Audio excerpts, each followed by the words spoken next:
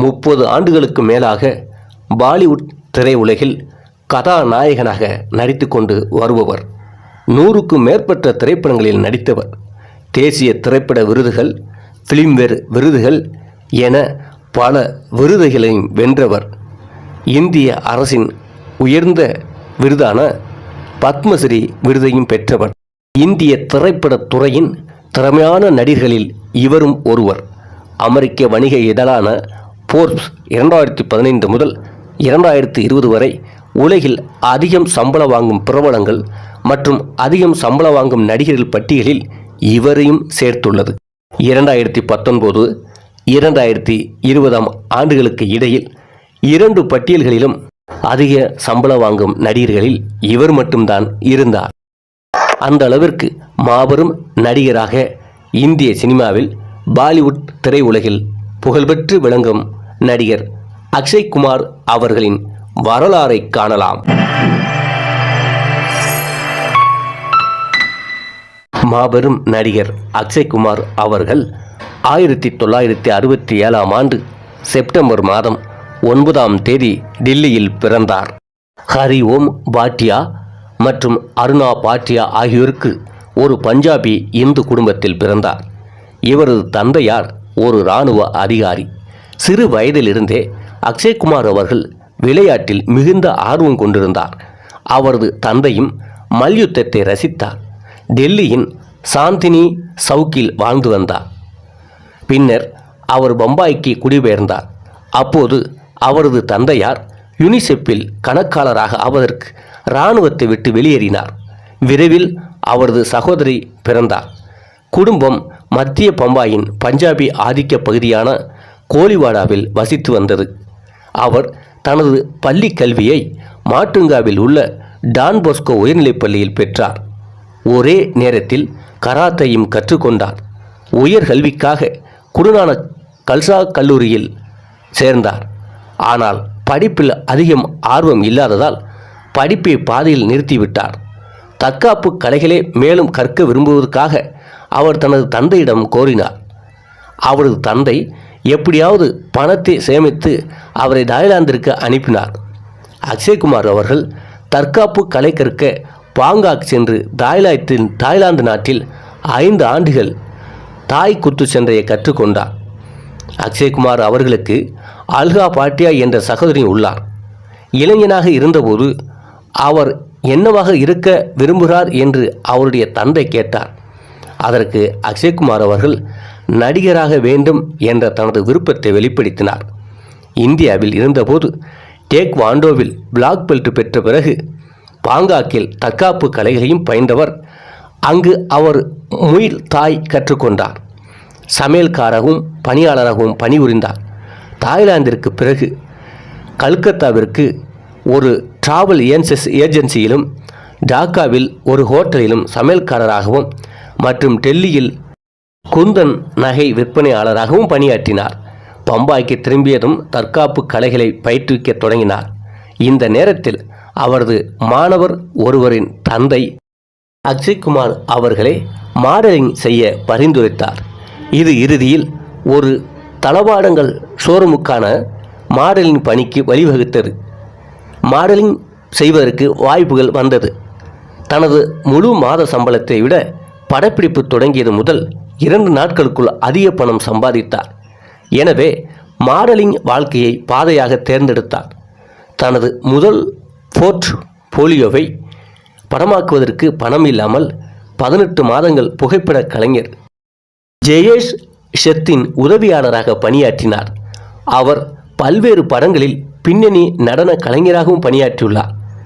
அக்ஷய்குமார் அவர்கள் தனது முதல் திரை தோற்றத்தை ஆஜ் திரைப்படத்தின் மூலம் தனது பிறந்த பெயரான ராஜீவ் ஹரி ஓம் பாட்டியா என்ற பெயரில் கராத்தே பயிற்றுவிப்பாளராக ஒரு சிறிய பாத்திரத்தில் நடித்தார்.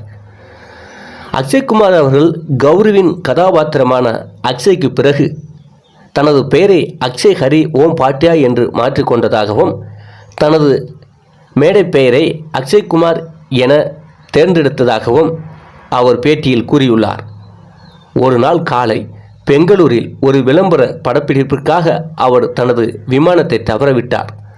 தன்னை பற்றி ஏமாற்றமடைந்த அவர் தனது போர்ட்ஃபோலியோவுடன் ஒரு திரைப்பட ஸ்டுடியோவிற்கு சென்றார்.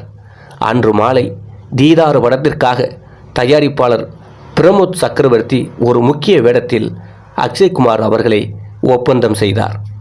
இதிலிருந்து அவருடைய சினிமா பயணம் ஆரம்பமானது. பிறகு தனது வாழ்க்கையை 1991ஆம் ஆண்டில் சௌகந்த் என்ற திரைப்படத்துடன் தொடங்கினார். ஒரு வருடம் கழித்து கிலாடி என்ற அதிரடி படத்தின் மூலம் தனது முதல் வணிக வெற்றியை பெற்றார். அதாவது ஒரு கதாநாயகியாக வியாபார ரீதியாக மாபெரும் வெற்றிய நடிகராக அந்த படம் அவருக்கு பெரிய உதவியை செய்தது. இந்த திரைப்படம் 1990களில் இவரை ஒரு அதிரடி ஆக்ஷன் நட்சத்திரமாக நிலைநிறுத்தது. 1994ஆம் ஆண்டு வெளிவந்த மொக்ரா மற்றும் 1999ஆம் ஆண்டு வெளிவந்த ஜான்வர் போன்ற பிற அதிரடி திரைப்படங்களுக்கு மேலதிகமாக கிலாடி திரைப்படம் பல தொடர் திரைப்படங்களுக்கு வழிவகுத்தது. இந்த திரைப்படம் அவரை ஒரு ஆக்ஷன் ஹீரோவாக சினிமாவில் நிலைநிறுத்தியது. 1994ஆம் ஆண்டு ஏ தில்லாஹி என்ற இவரது ஆரம்பகால காதல் திரைப்படம் நேர்மறையான வரவேற்பை பெற்றாலும் அடுத்த 10 ஆண்டுகளில் தனது பாத்திரங்களின் வரம்பை விரிவுபடுத்தினார். அதாவது வேறு வேறு கதாபாத்திரங்களில் நடித்து பல வெற்றி படங்களை கொடுத்தார். ஆக்ஷன் கதைகள் மட்டுமின்றி காதல் திரைப்படங்களும் நடித்தார்.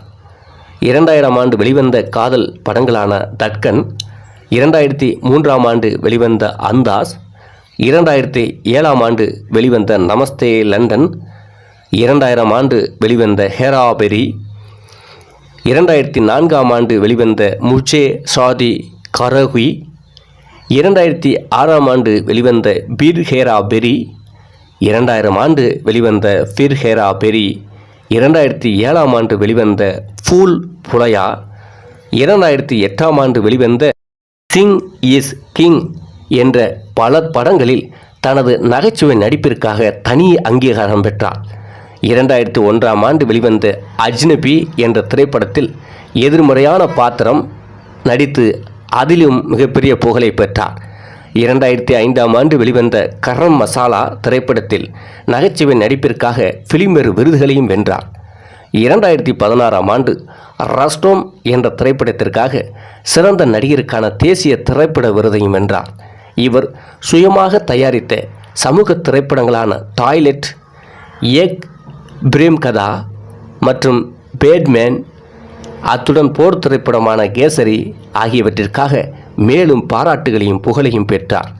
2019ஆம் ஆண்டில் வெளியான Mission Mangal, Housefull 4, Good News மற்றும் 2021ஆம் ஆண்டு வெளிவந்த ஆக்ஷன் திரைப்படம் சூரிய வன்சி ஆகிய படங்கள் திரையரங்கில் வசூல் சாதனையை படைத்தது. நடிப்பு மட்டுமின்றி சண்டை நடிகராகவும் அக்ஷய்குமார் அவர்கள் பணியாற்றினார். 2008ஆம் ஆண்டில் இவர் ஃபியர் ஃபேக்டர், காட்ரான் கே கிலாடி என்ற நிகழ்ச்சியை தொகுத்தும் வழங்கினார். 2014ஆம் ஆண்டில் டேர் டு டான்ஸ் என்ற உண்மை தொலைக்காட்சி நிகழ்ச்சியை தொடங்கினார். மேலும் உலக கபடி லீக்கில் விளையாடும் கல்சா வாரியர்ஸ் அணியின் உரிமையாளராகவும் இருந்தார். நாட்டில் பெண்களின் பாதுகாப்பிற்காக தற்காப்பு கலை பயிற்சி பள்ளிகளையும் நிறுவினார். இந்தியாவின் பரோபகரா நடிகர்களில் ஒருவரான அக்ஷய்குமார் அவர்கள் பல்வேறு தொண்டு நிறுவனங்களுக்கு ஆதரவளித்தும் வருகின்றார். இவர் இந்தியாவில் முன்னணி விளம்பர அங்கீகாரம் பெற்ற பிரபலமாகவும் உள்ளார். 2011ஆம் ஆண்டு கனடா நடுவண் அரசு தேர்தலின் போது அதற்கு பிறகு கனடா பழமைவாத கட்சி அரசாங்கம் அக்ஷய்குமார் அவர்களுக்கு கனடிய குடியுரிமையை வழங்கியது. 2023ஆம் ஆண்டு ஆகஸ்ட் 15ஆம் தேதி அன்று அக்ஷய்குமார் அவர்கள் இந்திய குடியுரிமையை திரும்ப பெற்றதை உறுதிப்படுத்தினார். மேலும் இந்திய சட்டத்தின் ஒரு பகுதியாக கனடிய குடியுரிமை திரும்ப பெறப்பட்டது. 1990களின் பிற்பகுதியில் நடிகை ரவீனா டாண்டனுடன் காதல் ஏற்பட்டு நிச்சயதார்த்தம் வரை சென்றது. அதன் பிறகு இருவரும் பிரிந்தார்கள். 2001ஆம் ஆண்டு ஜனவரி மாதம் 17ஆம் தேதி அன்று நடிகர்கள் ராஜேஷ் கண்ணா மற்றும் டிம்பிள் கபாடியா ஆகியோரின் மகளான ட்விங்கிள் கண்ணாவை மணந்தார். அவர்களுக்கு ஒரு மகனும் ஒரு மகளும் உள்ளனர். இவர் ஒரு பாதுகாவலர் தந்தையாக அறியப்படுகிறார். மேலும் தனது குழந்தைகளை ஊடகங்களிலிருந்து ஒதுக்கி வைத்திருக்கின்றார். அவர்களுக்கு ஒரு சாதாரண குழந்தை பருவத்தை கொடுக்க விரும்புவதாக அவர் கூறியுள்ளார். சினிமாவில் நடிக்க தொடங்கியதிலிருந்து இன்று வரை மாபெரும் கதாநாயகனாக தன்னை நிலைநிறுத்திக் கொண்டவர் சமூக சேவைகளிலும் ஈடுபட்டும் வருகின்றார். மாபெரும் நடிகர் அக்ஷய்குமார் அவர்கள். மீண்டும் ஒரு வரலாறோடு சந்திப்போம். சேனலை சப்ஸ்கிரைப் செய்து கொள்ளுங்கள்.